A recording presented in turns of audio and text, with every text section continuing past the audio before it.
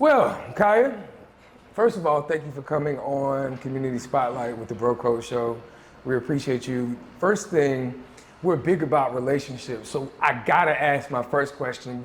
We only met each other less than 30 days ago, and now here it is, you are sitting here with the bros. Yeah. Everything is about relationship. Everything is about comfort. Why us?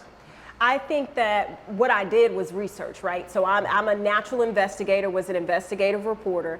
I looked at, the proof is in the work. When I looked at who has been in this chair for Community Spotlight or with the panel discussion, I was so impressed with the line of questioning, the professionalism. I was intrigued by the conversation. I wanted more. So when you asked and reached out and said, would you be interested? It wasn't just a yes, it was a hell yes. I know that's right. You know what? And I gotta add another layer to that. First of all, thank you. Appreciate you. You look beautiful. Thank you. Last time I saw you, you were on stage at the TEDx. Yeah. Since then, not only have you been on our stage, but you have also introduced us to your network. I have. Right? I oftentimes hear that your net worth is in your network, and you've shared that with us. So thank you again for that. Well, we're gonna keep it light. Real quick, let's have a good time. So, what is the last song that you downloaded on your Spotify? Oh, the last song I downloaded, don't judge me, All I Want for Christmas. You ready? Are you ready. that gal? I'm ready. We're here. We're in the last quarter of the year. Not even. Not I believe in year-round Christmas trees. So your Christmas tree is all round. Do you change it due to the holidays? No. Like, what do you do? It just stays. We sit there, we plug it in, and even in my parents' house, in my old bedroom, there is a 24/7 Christmas tree. Stop playing. That's a mini Christmas tree. I'm a December baby, so it's the holidays. How can you be sad? That's the Sagittarius, right? Yeah, exactly. Okay. Exactly. Okay. How can you be sad with a Christmas tree? So you look forward to December 25th every year. Every year. Give me a magical moment. Like I remember, I'm raised by my grandparents. My grandfather lived to be 101, born in New Jersey, grew up in Atlanta. Well, yeah, I moved to Atlanta when I was 12. I spent a lot of time with my grandparents. So as the only grandchild for 21 years, and also the only child, Christmas was special for me because it was all about me. You were rich. That's how I started to go Dave Chappelle, but nonetheless, what you got? I'm going to use one that's magical, but it's funny.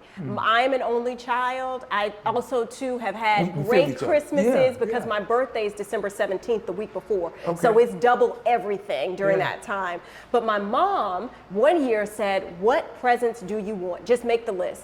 I made the list, and somehow she bought herself all of the things I asked for, and I got a bag from Office Depot. It was a leather-like bag, and my dad handed it to me and said, get a job. And that was, I say it's magical because it was the most different one. I cried like a baby, and my mom's like, it's all about Jesus. I don't know what you're upset about. I'm like, you're in my fur coat and in my Tiffany's jewelry. How could you say that? She's going to kill me for telling me that story, but you were the first person to ever hear about that magical Christmas. Right here on Community Spotlight, baby. We bring it out here on the Bro Code Show. Better believe it. All right, let me see. I don't know if I could top that one. That one right there was pretty magical. Welcome to Community Spotlight, brought to you by Bro Code TV Productions and hosted by the Bros. Join us on this dynamic journey as we shine the spotlight on local agents who are making a profound difference in their communities. These remarkable individuals bring creativity, wellness, and purpose to the forefront as they tackle challenges, nurture their families, and celebrate successes. In each episode, we explore their unique stories and initiatives, offering an inspiring glimpse into the world of community transformation. Get ready to be inspired by those who are leaving an undeniable mark on their neighborhoods. Tonight, we will be highlighting Mikaya Thurmond. Mikaya is a powerhouse of a speaker, PR strategist, and a connector in Raleigh, EMCEE. You can find Mikaya on stage as a TEDx speaker or in a local rescue mission supporting the less fortunate. Her heart for helping women and children runs deep. Prepare to be inspired. Enjoy the show. See what I got here. Let me go into the wish list. You've been to a lot of places. You are well-traveled. When I look on your Instagram, you are in there. You are posing, all that good stuff. Dopest place you've traveled so far? Cape Town, South Africa. Why? I went to Robben Island. Got a tour of Robben Island from a man who was incarcerated with Nelson Mandela at the time. Wow. You're inside those walls, hearing the stories from somebody who was there about how they used to have to look out on Robben Island, which is quite literally an island. You can only ferry back to Cape Town. And hearing the stories of how they dreamed to get out and on the other side of apartheid. Yeah. The history of Cape Town just made me feel the most at home of any place I've been. Wow, that is amazing. Okay. Into Halloween? I love Halloween. Favorite Halloween candy? Ooh, I'm gonna go with Sour Patch Kids Ooh, I or love the you. peach ring. Something I want. But it or has to be blow sour. pop. It has to be Yeah, sour, it though, has right? to be sour. That's It my has to be favorite sour. candy. Sour Really? Patch Kids, yes. And then next, I just had a Fat Boy moment. I love Kit Kat and Sticker Bars. So we're kindred spirits. That's a lot of favorites. Yeah, well, you know, now hold on now. Now, as a fat boy, we got to categorize candy. Chocolate is different than candy. It does not coincide. There's two different things. So Sour Patch Kids has nothing to do with Kit Kats. I'm not gonna judge you because just today I have leftover Chicken Hut and I had oxtails, chicken legs, mac, greens, cabbage. This is just in the last 24 hours. So Off camera, I need to know where you got that from, okay? Right here in Durham. They have a new customer. All right, let me get our food. You get me hungry. I'm telling you, what you know about that? Shout out to Leo. Yes, sir. Favorite Halloween costume? Have you ever dressed up, been to a party? All the time. What is your all-time? What was your favorite? What got the people going? Jasmine from Jasmine and Aladdin. I can see it. It's 2 years, it's several years in the making. When I was a very young girl, I told my mom I wanted to be Jasmine and she saw it was a crop top. Okay. And she said, absolutely not. Not in this Christian household. So last year, I finally got my revenge and I wore my crop top. It took me like 20 something years, but I got there. Hold on, let me get this right if I heard you correctly. Not years ago, last year. Yeah, last year. Wow. Please send us that picture so we can pop it up on the screen when we edit this and show it to the people, because the people deserve to see Jasmine. Absolutely. Well, thank you for entertaining that. That is our rapid fire questions. I'm curious, we have to respect where we've been, or really embrace where we've been to respect where we're going. So tell me about the household. Where'd you grow up at? What were the dynamics of the home? I've heard church. But how did that look like for young Mikaya? I probably had the most abnormal childhood that one could have as a youngster. So I was born into a political family. Dad's always been elected. He started in the legislature. He's been state labor commissioner. He's superintendent of schools. He's the CEO of DeKalb County, which is one of the counties surrounding Atlanta. So he's done that. He was the first black man elected statewide in Georgia. With that comes a lot of responsibility when your dad is the first black guy to do anything. And I grew up always understanding that we were always campaigning, we were always out there. So the household was really a business. I was working, and my parents will say that. I didn't do anything wrong because I understood what was at risk. As we know as black people, the challenge before us is we've got to be twice as good to get half as much. And so I carried myself that way in everything that I did. There was no riffraff, no rule breaking, anything like that. But it was my mom who was also the CEO of a PR agency, and she took care of me. She did my rearing. She was that emotional part that allowed my dad to go succeed in the area and really make history in Georgia. So the two of them who are still married, my best friends in the entire world, I talk to them almost every single day. Really? You're that close. That is amazing. So you come up in this household, obviously politics was from the left and the right. How did you keep your name? I can only imagine you being in class and people like, you know who dad, you know all that. Like, how do you navigate that? Like, kids are cruel. So what did that look like coming into school, going to high school? How did you navigate that system? I had no idea. And when I tell you, I did not have a clue who my dad was until he ran for U.S. Senate. He was the Democratic nominee back in 2010. He held it from you? Like, how did he? No, like, what did the ignorant, like, how did you not? It would be like saying, what's it like having a black parent? You know, it's just hard to say because I've never had anything different. What I will say is, looking back, there was security. There were moments where death threats were coming and I was pulled out of school and security just had to come grab me. I didn't know that was different because I never said, this is security. That was Uncle Gene. That was Uncle Joe. So I didn't know that having bodyguards outside of my cheerleading practice was not normal. My parents never treated me like there was any luxury involved in this. And all my stuff came from Payless, just like everybody else. I had Shaqs instead of Jordans. So Not it was the Shaqs. just, I know, the Shaqs. The Shaqs. Oh, hey. My mom Those said, shoes bigger than you are. Like, how you got some Shaqs? I'm telling you, I have to give the details because y'all won't believe it. Yeah, you know, men are Y'all- visual, so I'm looking at it right now like, whoa. She had Shaqs. And I just grew up, I didn't know. And then when the U.S. Senate thing happened, and of course that's national, you know, that becomes a national story, and you realize people are talking about your father, it's like, whoa, you're in the paper and on the news every day. That's not what everybody else's parents are doing. I didn't know. Wow, that's amazing. We're big on mentorship, so the work that we do in the community, we have a saying that says, always teaching, always learning, right? We always pour into the kids from the aspect of being a forever learner. So here you are, you leave, now you go from Georgia, hold on, and let me put some respect on your name, you're a Harvard graduate. So why from Georgia to Harvard? How did that come into play? What were your thought process behind that? So when you graduate from journalism school, I went to the University of Georgia for undergrad. The premise of journalism is you are almost deployed. You go somewhere to work 2 years, you move up to a bigger city, you work there 2 years, you move up to a bigger city. I was lucky that there was very few cities. So I did 2 cities of work. Chattanooga, Tennessee. I got a phone call from Raleigh, North Carolina saying, would you like to be a morning reporter? I was like, sure, this is a huge market. I'm making $30K. That sounds like you making, I was about to say, this is going to be huge. Put this in context. What year was this? So I was making $30K right out of college. So I was 21 and that means it was like 2011, 2012, somewhere in there. So then, you know, WREL calls, they putting some tens of thousands on it. So I'm like, be on TV. Yeah, and I'm going to be on TV. Sounds great. So I get here, Harvard comes into play because I realize I'm more than what I saw for talent. In a lot of ways, I was a stereotype of a young, pretty black girl on TV. And I was being placed in positions where that was what I was to represent.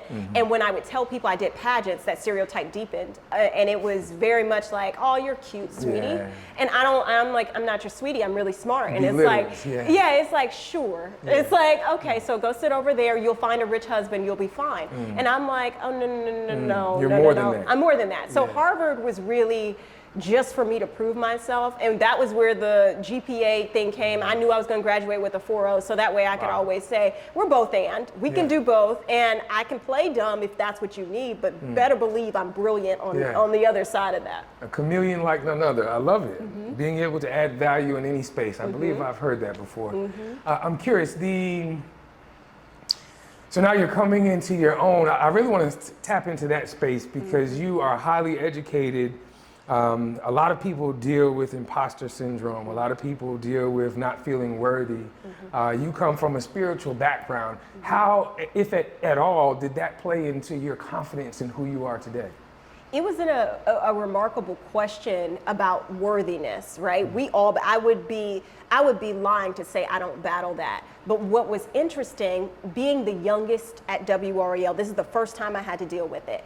I was at the time a reporter interviewing to become an anchor, which would have made me the youngest.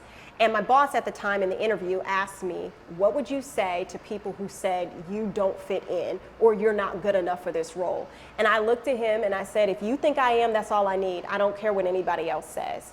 I meant that. It gets harder when you get older. That was cute then, right? That's cute when before you get on that set and you have a Facebook page that has 20,000 fans and people are commenting and saying anything about any dress you wear, the way you talk, you mispronounced a word. So when you talk about imposter syndrome, it was really hard on television. I used to deepen my voice because I didn't want to seem too young. So when I would do the news, I would say, today we are doing da-da-da-da. Really? And I used to wear blazers and like these like 3-piece suits. I will send you these pictures. To look bigger. To look like I was I'm talented. I was like, you still look 12. Like you still look, so at some point they were like, we know you can't hide it. You're not doing a good job. So I was like, oh heck, you know what? Gen Z, millennials, I'm just gonna say what is authentic to me, and that ended up being my bread and butter, that I would get on TV and truly say anything. I would sing on TV, I would dance on TV, and I became myself, and that's when I was then promoted from weekend anchor to weekday anchor, and I just really shined. That's the reason I am where I am, but I struggled with that. It's really hard, and it's still hard when you leave and someone goes, you have no work experience in public relations. How are you good at PR? How does this connect? And I have to go, I've been doing PR my whole life. You know, my dad's a politician. There's no more important messaging to be done than on a campaign trail trying to make history. So I have to prove myself, but not lose myself in every new room that I enter. So it sounds as if authenticity, there's value in that, being your authentic self. If there's nothing else, I have to be myself, because I'm okay if people don't like me for me. But how awful is it if they don't like for who you pretend to be? And so I know God created only one me, and I'm really okay to say this doesn't work well for me, or I need this. I do it in my relationships, I do it in my workspace, and those boundaries and that knowing comes with being in your 30s up. I think my 30 and up crowd really understands this. Your 20s, you're still trying to figure out who you should be, but when you get to the 30s and 40s, you really have a grasp on being able to say, this is what it is. You know, I'm trying, I'm doing my best. I love it. Let's dance in that space a little bit, because when we talk about figuring it out from each chapter of life, for my life, a lot of that played mentors, like people that have spoken into my life, either directly or indirectly. Sometimes I didn't even realize it until years later that that's what was going on in my life, and I'm appreciative. But what role has that mentorship played in your life? Twofold. I'm a mentor now, but it's only because I had great mentors. And I'm not talking about, yes, did I have one of the best women that got me started was the first Black woman to anchor local news. Her name is Monica Pearson. She was in Atlanta, and to give you context for who this woman is, it was her versus Oprah on who was going to get the Oprah show. They've done tons of interviews together. Monica went to Atlanta, Oprah, Clearly, right? wow. Both still highly successful. Both, I call her my fairy godmother. When I was still connect? Very connected. So when I started out, I called her and I said, Monica, I think I want to be on TV. She said, I'm going to give you my agent. What? You know what? I was like, Monica, I ain't making Monica money now. Like, your agent is going to get 10% of nothing. And she's like, it's fine. She's going to do it as a favor to me. Like, that is mentorship. That is not just, oh, good luck with that. That's standing in the gap. I got you. When things would happen in the industry and I'm like, hey, I don't know how to deal with this gender issue at my job, or how to speak up because I am the youngest. What voice does the youngest anchor have? I would call Monica, and Monica would answer to this day. Even on the other side, she recently asked me, I'm an AKA, she's like, hey, can you review scholarship applications for the next round? My mentor calls me. I was like, Monica, how would I ever say no? Absolutely. And so I have people like that, but I also think of the mentors like the cafeteria ladies at my campus at UGA. When I graduated, I'll never forget this. I used to sit at their feet so long that they got together to get me a card. There was just a nice note in there, but my dad said he was more proud that the staff was going to miss me than any professor, whether the president said anything, because my dad always taught me, you talk to the staff like you would talk to the CEO. That's right. And those people are who shaped who I am. That's where the character came from. Wow, that was my last question, but you just gave me another one. So, most important lesson in business? I would say always negotiate. Talk to me about that. Hey, I'm gonna sit up for this. Always negotiate. Help me with that. I love negotiating, so help me. Talk to me about that. People are so afraid to negotiate in life, in general. The first question people always say is, but what if they say no? And I'm like, okay. And they're thinking of money. But let's say we're dealing with job offer A and they say we're out of money. Then let's negotiate for education. Let's talk about personal development opportunities. Let's talk about PTO. People are so afraid to ask for more because they're just glad to be in the room. You don't know what somebody else would do. And if they do say no, then guess what? You take the original offer and it is what it is.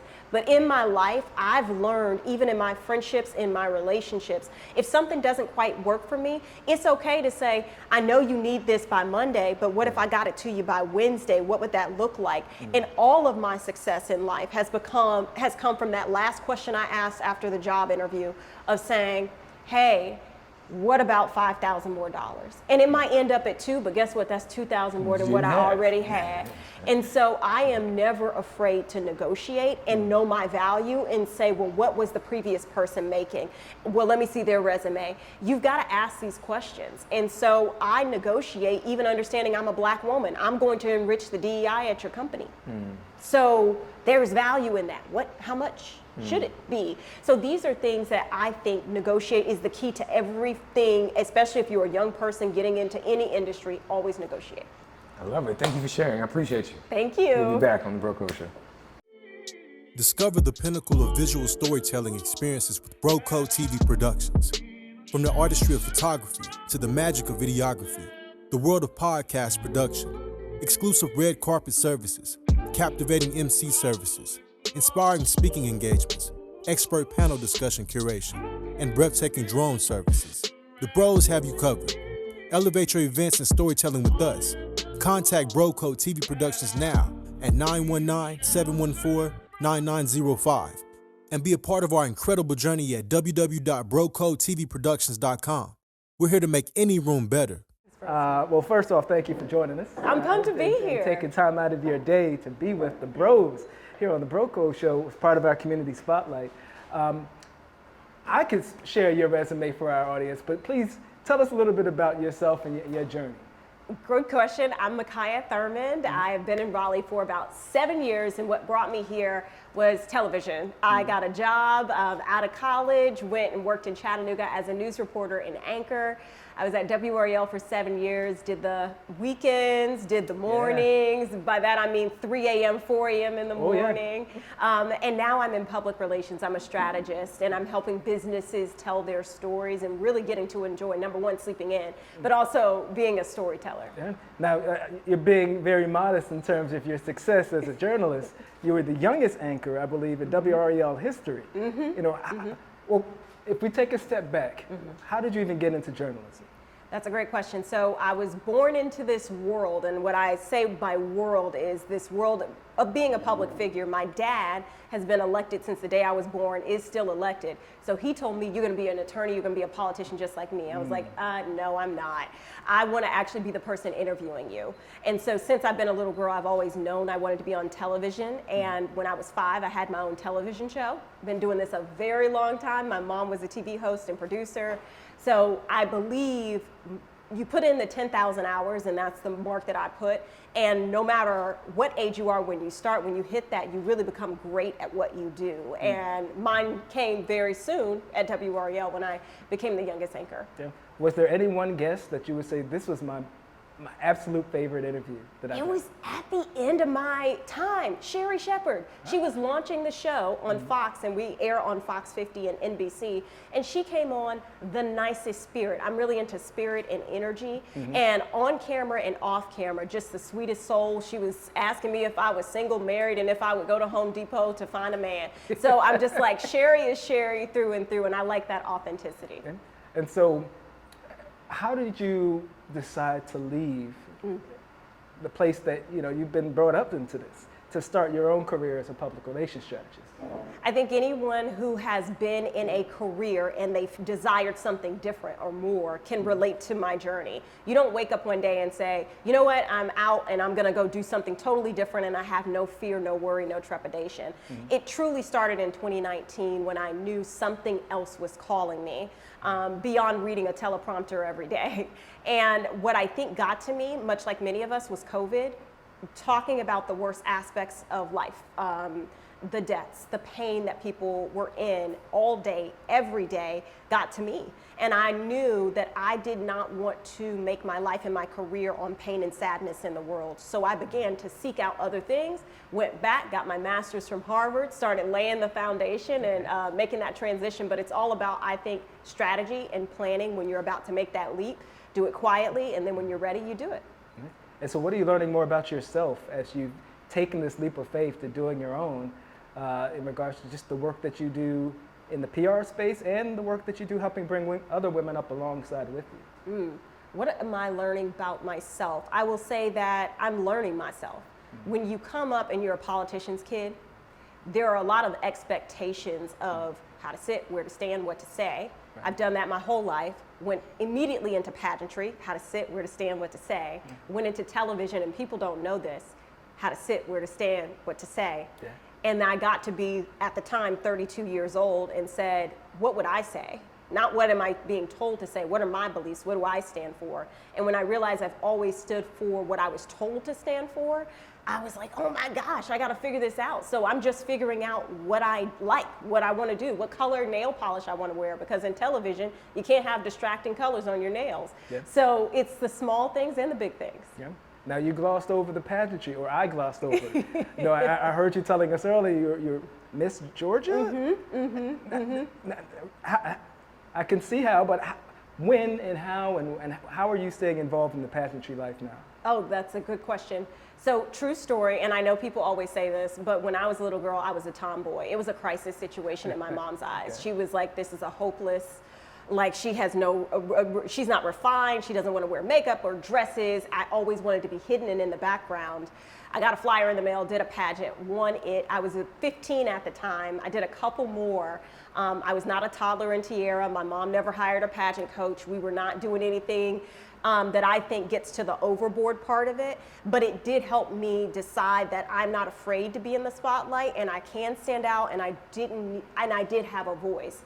So since then, when I won Miss Georgia, I went on to win Miss International, which was wild. I went to Africa, was able to do so much community service, and I realized I wanted to do this for life in a different kind of way. I wanted to judge.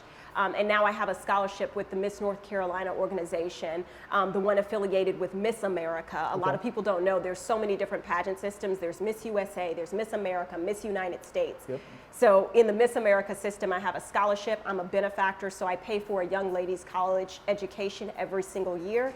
I'm thrilled to be able to do that. And on top of that, I'm also, coaching whenever we need to go through interview prep for Miss North Carolina as she gets ready for Miss America. Okay, nice. Well, I know we've got a lot more questions for you, but we're going to take a pause so we can pay some bills. But I appreciate your time. It's been nice chit-chat with you. Thank you. Talk soon. All right, thank you. You go above and beyond for the ones you love. That's why at WellCare of North Carolina, we go above and beyond for you, with added benefits that make your life easier, like up to $450 in rewards. We even go above and beyond for your little ones, offering mentorship and leadership programs and regular sports physicals for adolescents. Learn about a health plan that offers a wide range of care for every stage of life. Discover Medicaid from WellCare of North Carolina. I wanted to talk briefly about the role that faith plays in your life, especially being the child of a politician, and how often those lines blur.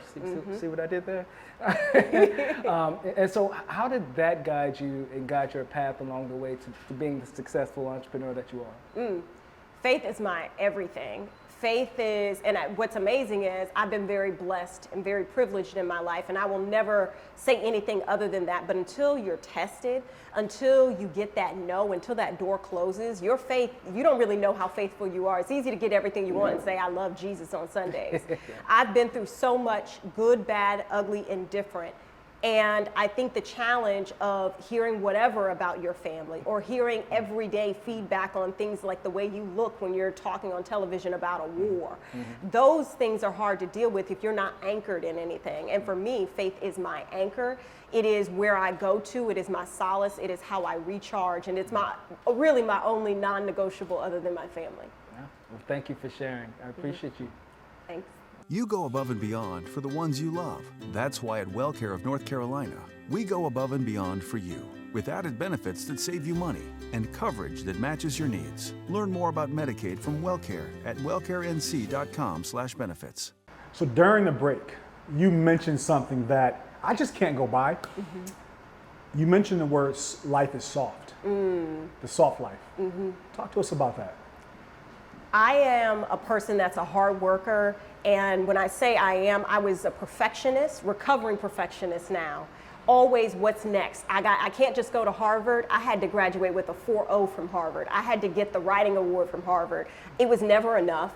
And I realized where that was taking me. And that hard life of living never enough, this constant scarcity, you gotta be better, you gotta perform better, was going to lead to less happiness. So when I say I'm living soft life now, I am living to be in the present. My mental health is the most important thing to me. I say no to things not because I'm busy, but because I don't want to be busy. I go on vacations by myself, never having done that before, because I know I need a reset. So when I say soft life, I don't wake up looking to please, to achieve. I wake up looking to be happy, which is the first time I've ever done this. This last year of my life is the first time I've ever woken up looking to be happy. Now, I don't know you that long, but what I can tell from talking to you, you're glowing. Like you're giving off that energy that what you just talked about is really happening. A lot of people really struggle with saying no, and instead they say yes. How did you find the courage to kind of step into that journey of your life? I think it's not courage. I think sometimes God makes us so uncomfortable in the space we're in to the point where you have to move. I actually wrote down a quote that when your pain threshold gets high enough, you'll do something about it. I was in pain, saying yes to everything. You can imagine being on TV, waking up hundreds of thousands of viewers every day, how many events I was invited to MC, and how many things I was asked to do and to welcome and to greet. And all of this you're doing for free outside of your overnight shift. And I realized there was nothing left for me.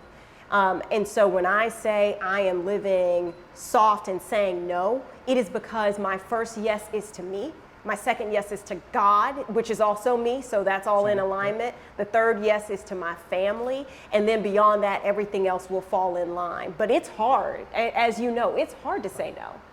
It's hard.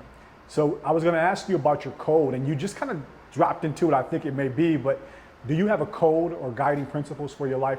Outside of, you've already shared about God, so I get that. But outside, let's talk about with people. You have a code? I'll tell you what my code is right now. The only person who knows this is my mother, so you're getting something top secret, is yield yourself.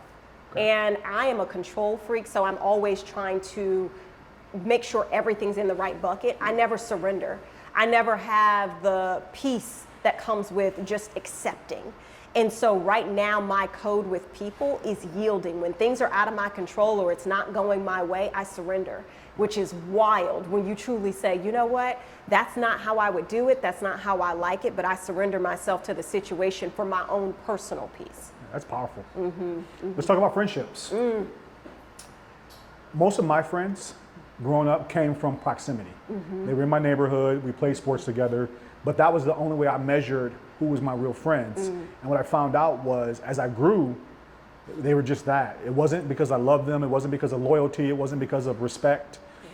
How do you choose your friends?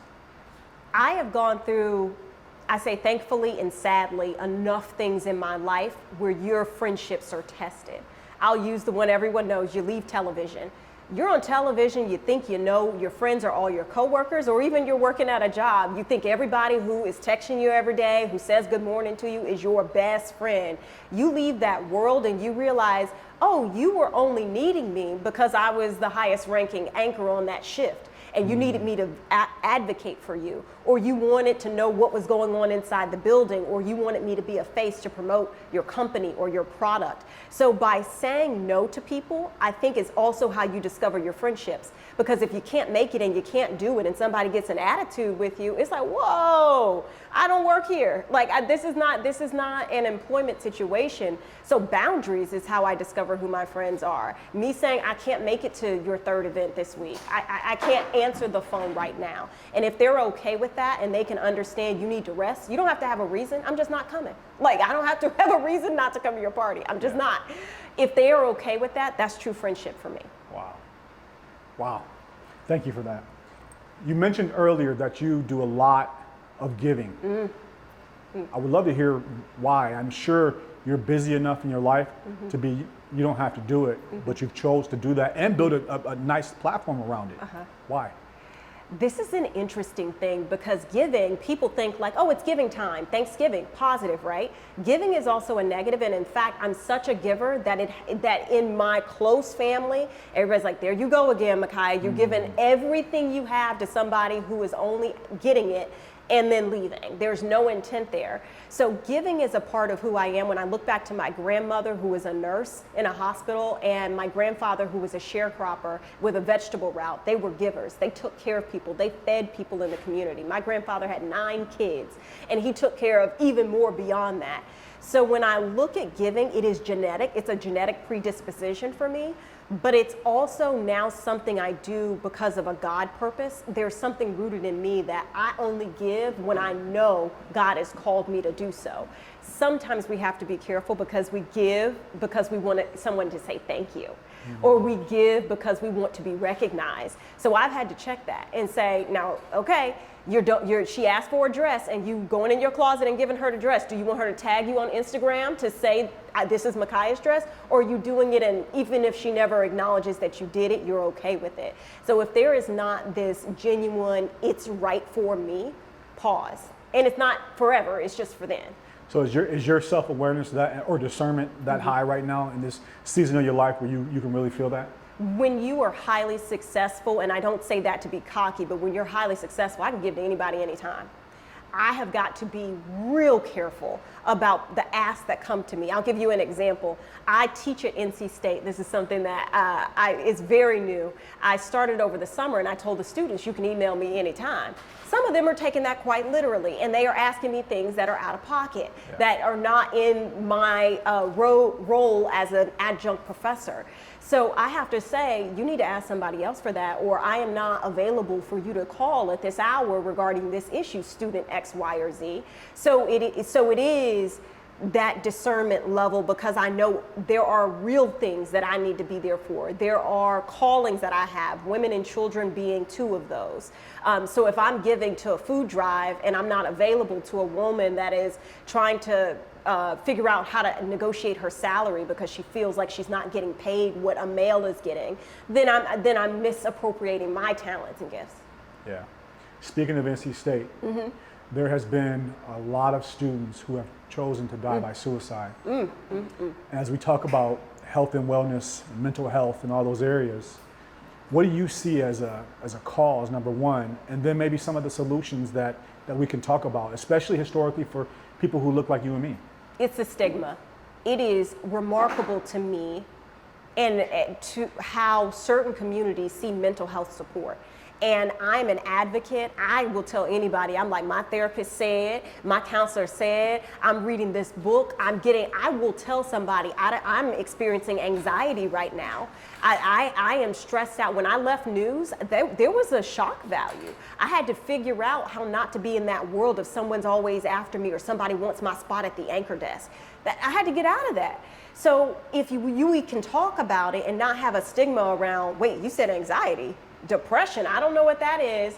I make it mandatory when people are around me, especially in a close situation. I'm like, you have to be open to this. I have to be able to talk to you. If I feel like you shut down, that's not fair, and I hopefully do it for the other people in their lives as well. Now, when you're talking about students, it's much harder because they're in basically a young phase where mom and dad may not know that they're struggling with something, or they may not have the friends. So what I think students need is support groups of honesty.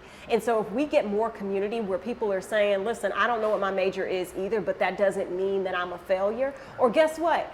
I talk about my failures. I say, you know what, I'm a broadcast anchor, but did you know I didn't get in the program? I wasn't accepted in school, and they told me that I'd have to reapply next semester, so I was a semester behind everybody. You have to talk about this stuff, because when students fail, they think they're the only one. And I'm like, you know how hard it was to get on TV? I had a news director in Atlanta tell me no one in their right mind would hire you. I have to talk about these things because people see Harvard, youngest news anchor ever, and don't know, oh, I cried hard about much of this. Yeah.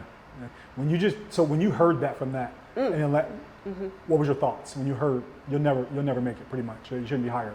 I distinctly remember I was about 21 years old. If you can imagine an adult woman saying that to you in a corner office with the door shut. And she was upset because I had taken another job. And she said, who in their right mind would hire you? I knew she was either right or she was wrong. And I was gonna go find out. And so maybe my new boss wasn't in his right mind. Maybe she was right. Yeah. But I do know that it hurt like heck. I mean, it burned me, it broke me down, it made me question my place, knowing that I didn't get accepted in a program, knowing I was hoping somebody would see TV in me like I felt it in my soul. It's hard, but I think what I had was parents who said, screw her, and let's go. And so thank God for that. Yeah, thank you for sharing that. I'm sure there's a lot of, and this is the last question I have for you, there's a lot of women that are either in that space right now or totally gave up and didn't take that route. Speak some life into them. What would you say to them? It's never too late. I thought that being on television, that I could never be anything else but a pretty girl anchoring the news and laughing at my co-anchor's jokes. I thought that was it for me. This is a Harvard-educated young lady. It can happen to anybody. We all feel insecure about these things, but it's never too late to believe in yourself and bet on yourself. That was one of the best things my boyfriend ever told me. He said, the most important thing you need to do is to bet on yourself. And when you lose confidence in yourself because of what the world tells you, you have to say, what does God tell me about who I am? What do I know about myself? Do I like painting? It doesn't have to be big. You don't have to go start a business, become a PR strategist. If you like making sculptures, let's go to clay.com and make some sculptures. Because the worst thing you can do is fail. And I think that the lack of that fear of failing is what is going to set all of us free. It's all right to say the business didn't work out or I tried it and I came back, but we have to try it. We're going to pay some more bills. Yeah. Thank you. Thank you.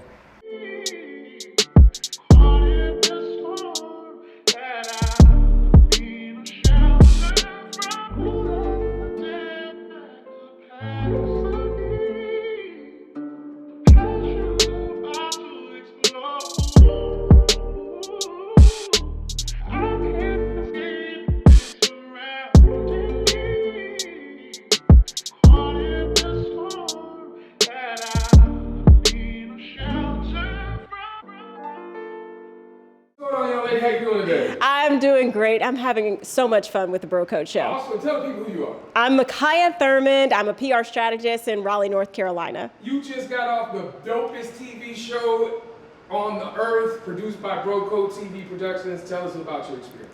It was remarkable, and here's the thing. I felt like I was talking to my family, so they got more out of me than I've given to any interview. Time after time, I was saying, I've never told anybody this, and that's because it just feels like I'm talking with my family, with my friends. There's authenticity in our conversations. What we were talking about between camera shots is what we talked about on camera. It just feels so organic.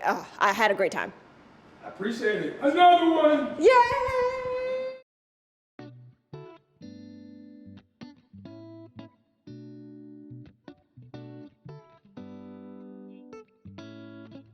I feel like Raleigh has so much to offer. There's so many amazing people in it with amazing ideas. And this is a great platform for them to share their ideas, inspire other people, and ignite the inner soul of Raleigh people. People who are not too young and also not too old and have the perfect amount of experience under their belt. We cut ourselves off from so much innovation, from so much creativity, from so much impact, socially, emotionally, economically, culturally. And that really, in my talk, is something that I want to combat. I was talking about clothing insecurity and how children need to be comfortable and confident in the classroom. Being in the classroom and not feeling comfortable and confident, you're not going to be as successful. When our kids are able to walk into the classroom and feel great, feel strong and invincible, then they're able to learn, they're able to make friends. It helps them socially, emotionally, physically, mentally, and academically. My message is going to be about the challenges that women have faced in the past and continue to face, and some tips on how to navigate. Casting aside fault and blame and focusing on conversations, looking for understanding, and trying to just seek out people's their intentions rather than the impact. Now, it's okay to go ahead and explore what the impact was and to explain to people that. But when we just cast aside people without having conversations, it's detrimental to our society. It was all about human touch in an AI world. While we are digging deeper in the AI era, it is all about our authenticity. Wellness is above and beyond this stereotypical notion of feeling okay. It's about thriving, it's about aliveness, it's about giving, it's about receiving, but it's also about seeing that vision. What's that vision that you want to create? And wellness is about actualizing that vision. I mean, one of the things that kind of got me and helped me create my little company where I do this sort of work was that not many people were paying attention to and using laughter as a tool for wellness. And so much of what we see, people are worried about wellness. And I thought, why not take something we all enjoy doing and just help people to do more of it? You know what's funny, you know what you like, so just find more of it. I'm here to help you do that.